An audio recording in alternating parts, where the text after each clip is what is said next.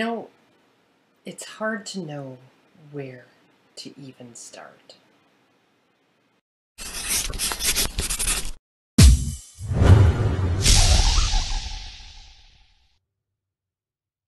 For those of you who don't know, don't recognize her, that was Ensler, and that was the opening of her keynote speech at the Now conference, which I attended last month.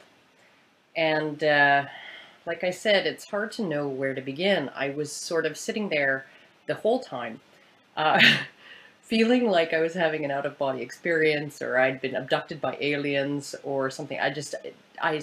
Where am I? Who are these people?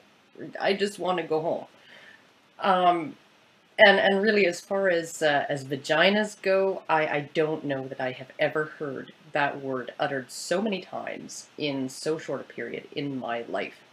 I think her 30-minute speech might rival a gynecology textbook as far as mentions of vaginas go. And at one point, she even came out and said that she knows with her vagina. She knows in her vagina. Don't believe me? Here you go. And I'm going to tell you something deep in my soul, in my heart, in my vagina. I know the women's spring is here. I guess this might be one of those women's ways of knowing things that gets discussed a lot in feminist ethics circles. Later on, she drops this lovely bomb. And you would maybe even worship their vaginas. Which made me raise my eyebrows just a little bit. So there I am, in a room full of cheering, applauding women, wondering, what planet am I even on? Are these grown women? Anyway. She started off by showing us a video of herself giving a speech on the steps of Congress in Lansing, Michigan. Because who doesn't love seeing oneself on a video bellowing the word vagina repeatedly in front of an adoring crowd?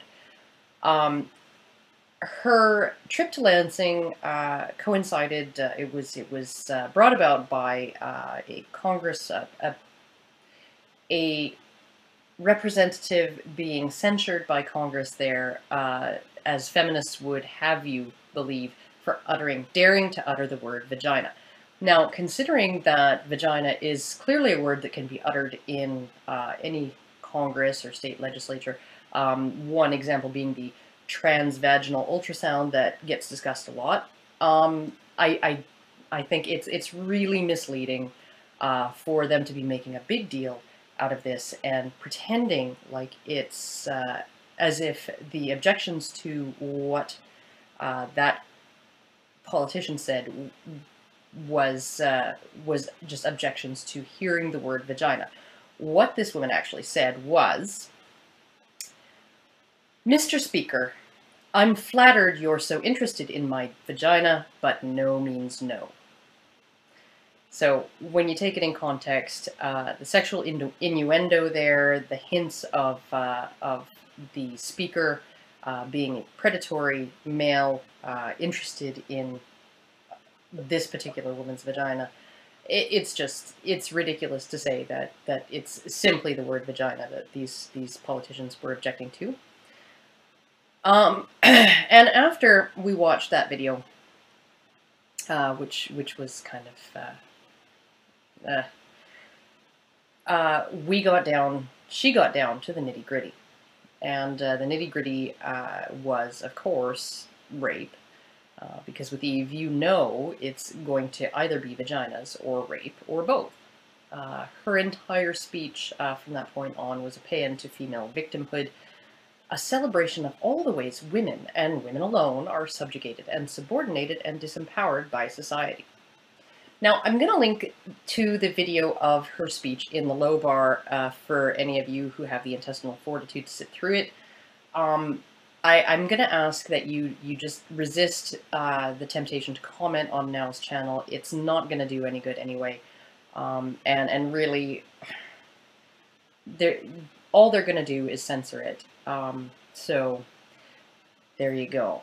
For anyone who doesn't feel they can stomach 37 minutes of vaginas and rape, I'm going to give you a summary. About midway through, Eve shared the story of Jeanne, a woman in the Congo who'd been the victim of rape as a weapon of war and economic conquest. If Jeanne had a husband or brother or son or any males in her life, we don't hear about them. Her village was attacked by militants and she'd been raped. She sought help for her injuries at an NGO active in the area and received surgery and treatment, after which she returned to her village, only to be tied to a tree by these militants and repeatedly raped for a period of 2 months. When she was released, she found her way to another NGO and received 9 surgeries to repair the damage to her body.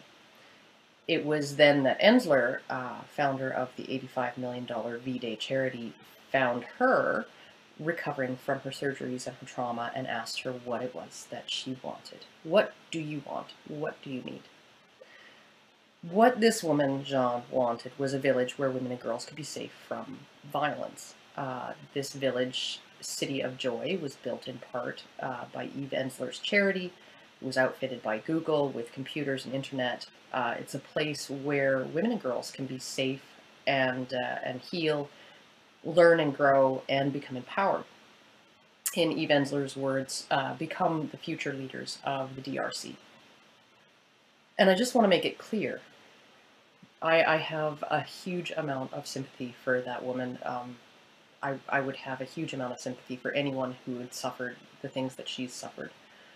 It disgusts and sickens me when I think of what human beings can do to each other.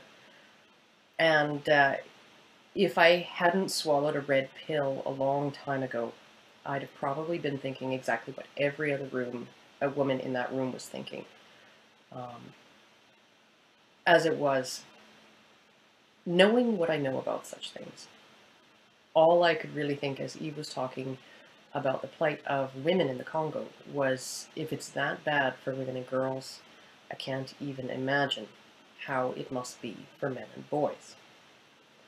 There aren't a whole lot of mainstream venues discussing male victims of wartime sexual violence, but I did stumble across a recent documentary on BBC Radio, and I've collected a few other sources that I will link in the low bar. A lot of them have to do with not sexual violence against men, but gender violence in the sense of men being the primary targets of any kind of genocidal violence that tends to happen around the world, from Kosovo to Russia, during World War II.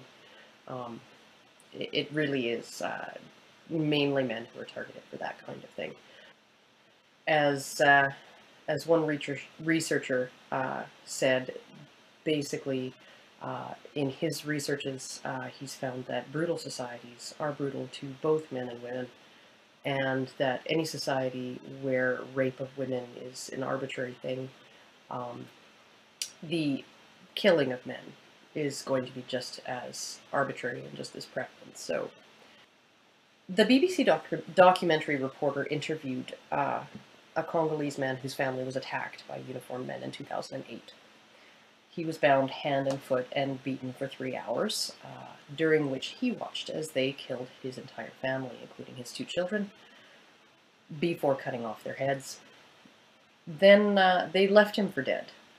In 2010, he was attacked again by men in uniform. He believes they targeted him specifically after discovering he was still alive after the first assault. They took him, they bound him and blindfolded him, drove him in a van to a barracks where there were other prisoners. While there, he was sexually tortured and raped for a period of 4 or 5 days. He says he was semi-conscious for most of it, sort of in a dissociative state. Then they loaded him into a van and drove him out into the bush and raped him again. And at that point, he asked them to kill him, and he says they just laughed and left him lying there. When a passing car came across him, he asked them to drive him to Kampala, Uganda, where he was interviewed. This is a place where thousands of displaced people from DRC seek refuge.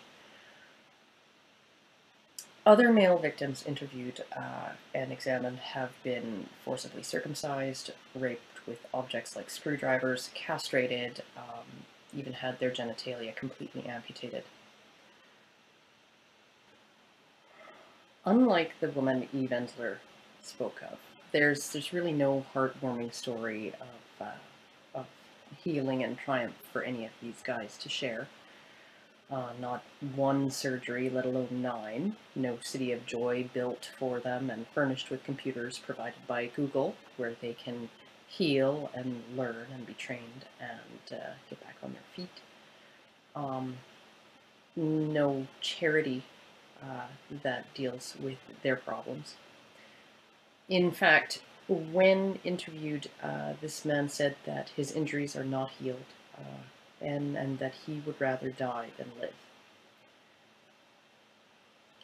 According to the Journal of the American Medical Association, 22% of all men in the Congo, compared with 30% of women, have experienced sexual violence as a weapon of war.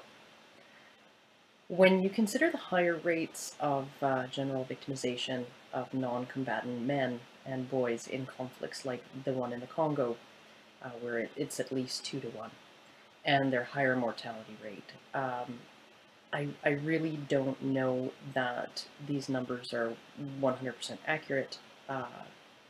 It really can't be determined by surveys like that, whether men who were killed experienced sexual violence before their deaths. So the men who do survive almost never speak of their experiences to anyone. Under the law, they are guilty of a crime, the crime of homosexuality. They are as guilty as the perpetrator, and they can face punishments just as severe. They don't typically disclose to family due to justifiable fears of abandonment. One employee of the Refugee Law Project says it's common for a woman, upon discovering that her husband has been raped, to pack up the children and leave him. Is this a woman? Is it a man? If he can be raped, who is protecting me? According to Dr. Lynn Laurie of Harvard Medical School, one of the authors of the JAMA's study, reaction within the academic, political, and humanitarian communities to that study on male rape in the Congo has ranged from shock to puzzlement to controversy to anger. She really wasn't prepared for the level of hostility to their findings on the part of humanitarian NGOs. Not anger on behalf of male victims, but anger over the public being made aware of them. Dr. Laurie herself was shocked not just by the prevalence of male rape in the Congo, but at the level of female perpetration. Some 40% of the sexual violence against women in the Congo and 10% of that against men was perpetrated by women. Those findings defy the cultural narrative, both that of patriarchy and of feminism. The UN, the law, traditionalism, and feminism all view rape as something that only impacts women and girls, and something that is only perpetrated by men. According to Laura Stempel of the University of California's Health and Human Rights Project, out of more than 4,000 NGOs reviewed, only 3% even mentioned the experience of male victims, and none did so as more than a passing reference. I have to wonder if any of those NGOs mention female perpetrators at all. And while Dr. Laurie sees the resistance of NGOs and others to address male rape victims as originating in a fear that resources will be diverted from their chosen issue, that essentially male victims will take too big a piece of a finite pie, I think it is deeper and more complicated than that. This is about our views of gender. Feminist activism did bring the issue of rape into the focus of human rights bodies in the 80s and 90s, but they weren't telling us anything we didn't already think we knew. Our ideas of rape, in whatever context it occurs, have always existed within a male perpetrator, female victim model. Rape of women has always been acknowledged as a weapon of war and political advantage, a means to demoralize the enemy and destroy communities. Propaganda during the early decades of the last century clearly demonstrates that rape was a pervasive enough fear to be exploited, either to convince men to enlist or to demonize the opposition. In her speech, Eve Ensler calls rape femicide, a systematic method of destroying women. And while I would agree that rape of women is it's a horrible thing, rape is not restricted to female victims. The systematic rape of women undermines their relationships and community. The systematic rape of men annihilates everything we believe about what men are and should be, and completely uproots them from their roles in family and community. In a traditional society, male rape tells people that anyone can be abused in this way, and that those who have always been seen as the protectors of women and children can no longer be depended on in that way, that the defenders of everyone can't even defend themselves. A woman who's been raped is a damaged woman, but she's still a woman. A man who's been raped is no longer a man. And Eve Ensler claims that women's bodies are the landscape upon which all of human conflict and avarice is fought. But she can only believe that by holding her nose and closing her eyes as she marches through the Congo over a pile of male bodies. Men upon whom similar terrors are wreaked, but who are silent. The silence of death or the silence of social isolation. She talks about hundreds of thousands of women and girls. 2-year-olds raped to death, women who are incontinent, leaking urine and feces through their wounds, the walking wounded, riddled with infection and racked with pain. 30% of women in the Congo. But no mention from Eve Ensler of the 22% of men, hundreds of thousands, who suffered the exact same things, without voices and without help or healing.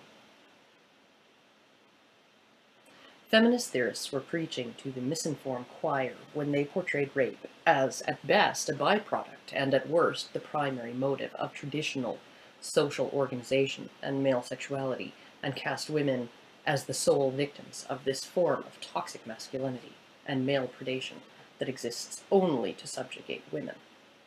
That there was anyone in academia, the law, or wider society who believed feminist ideas about rape were revolutionary or novel or groundbreaking remains, to me, one of the biggest mysteries out there. It's the same bullshit people have always believed, and it's just as misguided. But that's the thing. Feminist theory in this area, in most areas, dovetails perfectly with our instinctive perceptions and expectations of gender and traditional cultural and sociological memes that cast men as moral agents, capable only of performing good and evil, and women as moral patients or objects, capable only of absorbing good or evil. Feminist thought concerning sexual violence was never innovative. It's always been the same shit, different pile. Still, when you think about how the validity of feminist theory depends on the validity of these theoretical models of rape, just like theoretical models of domestic violence, as their supporting evidence. It's pretty clear why someone like Eve Ensler would be resistant to even acknowledging the existence of male victims and female perpetrators of sexual violence. This will be true especially of wartime sexual violence, since everyone, especially those feminists, views bloody conflict as a solely male domain. And while this view is certainly not just a problem with feminism, after all, it wasn't feminism that passed laws in the Congo that punished the victim of a male rape as harshly as the perpetrator, feminist theory seems completely inadequate to address any human phenomenon outside of the lens of male agent and female object. Ensler's speech at the Now conference just hammered that nail home for me.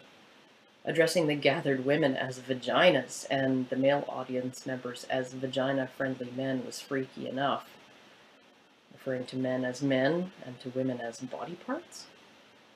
But when she spoke of what's going on in the Congo, her every word reinforced the idea that men act and women are acted upon, that the sum of a woman is only what is done to or for her, and the sum of a man is only what he does to or for others. What are men to Eve Ensler? They're the evil white Westerners out to rape Africa of its resources. They are the evil militants who brutalize and murder innocent villagers. They are the unwilling tools of those evil men, forced at gunpoint to rape their mothers and daughters, but not to be mentioned again. They're the doctors performing the life-saving surgery that saved that poor woman, the people who built the safe village where these women and girls could escape sexual violence, the guards who undoubtedly marched the perimeter of that village, the people who supplied them with computers, internet, and a shot at an education. The only mention of male victims in her entire speech was still framed in the context of perpetration. A father forced to rape his daughter, or a son to rape his mother. Once she was done conveying what they did, it was like they no longer existed to her. The men are the doers in Eve Ensler's narrative. The women are merely done to or done for. And how the fuck is that challenging our gendered views on anything? How are Eve Ensler and her ilk going to overthrow patriarchy when all they ever seem to do is preach it? And how will anything ever change when the people who are supposedly defying the status quo are only entrenching it ever deeper? Feminism is the privileged voice on gender issues, and it's as silent about the suffering of sexually victimized men and the actions of female rapists in the Congo as the staunchest tradcon, because feminism's entire body of work rests on the necessity of those men and those women not existing. At present, there are no agencies providing funding to male victims of rape in the Congo. Dutch Oxfam has even gone so far as to threaten to pull funding if too much is spent on the few male victims who do seek assistance. Other human rights advocates, few in number, complain that the focus of the UN and the media on women as a monolithic victim class and men as a monolithic perpetrator class undermines not only their efforts in helping and protecting male victims, but in bringing female perpetrators of human rights violations to justice. And violate human rights, women definitely do. When Adam Jones examined the activities of 5 of the female architects of the Rwandan genocide, he noted they not only participated in selecting thousands of Tutsi men and boys to be killed, they were often the ones right in there delivering death. According to author Tim Goldich, quote, "These cases of female leaders represent only a small part of the story of women's participation in the genocide. At the grassroots, very often, groups of women ululated their men into the action that would result in the deaths of thousands of innocent men, women, and children, many of them their own neighbors. Their role was dominant in the post-massacre looting and stripping of bodies, which often involved climbing over corpses and those still alive and moaning in agony, piled thigh-high in the confined spaces in which many Tutsis met their end. Frequently, these women assisted in administering the coup de grace to those clinging to life." If Eve Ensler thinks that women are uniquely equipped to lead without descending into violence, she needs to open her eyes. The model with which we as humans view gender makes us so reluctant to not only feel any kind of compassion for male victims of crime, hardship, and suffering, but also to deliver any kind of accountability to women who do horrible things. Just like Taslima Nareen's childish narrative, "Men throw acid on us, but women still love men," ignores the 30% of acid attack victims who are men and boys, and the significant number of perpetrators who are women. Eve Ensler's tale of Jeanne from the Congo ignores a very great deal of suffering and marginalization, simply because, in her mind, all women are victims, and that is all they are. And all a man is how he affects women. And I'm sorry. But Eve Ensler, in her call for women to rise up, 1 billion of them worldwide next February 14th, to represent the 1 out of 3 women globally who will be raped or beaten in their lifetimes, she's been thinking with her vagina. Because I'm almost positive she never even thought to ask the question, how many men will be raped or beaten in their lifetimes, for comparison? If she had, I wonder if she'd like or even care about the answer. She really doesn't get the idea that humans, men and women, are in this together, and that the warp and weft created by our equilibrium is what society is built on. To her, men exist only to help or to harm women, and that means a man who's been raped is of no consequence to anyone, least of all her. She's as big a slave to her hominid programming and traditional views of gender as anybody else, a slave to the idea that men do while women are dumb. And while she noted that since spending time in the Congo, she's become fully radicalized, becoming a radical proponent of the status quo doesn't make her any more special than Rush Limbaugh. And I think the most cynical and stomach-turning part of the entire speech was the way she drew equivalence between the suffering of a woman in the Congo, a woman like Jean, in a place where there is a war on everyone, and the suffering of women in the West who are denied free birth control. To her, it's all one big war on women, don't you know? And the men, if they're not harming women or being useful to women, they don't exist at all. That is my impression of my experiences at the NOW conference. Eve Ensler's speech was just the most obvious of, and the only one that managed to get caught on tape that I have. And yeah, it just seemed to be an exercise in vagina gazing, gynocentrism. Nothing exists to these women but women. Everything else only exists in relation to women. And anyhow, I have a mess to clean up in my kitchen, and I have some weeds to poison out in the yard, so I am going to leave it at that, and hopefully the next video will not leave you waiting quite so long. So I will see you all later.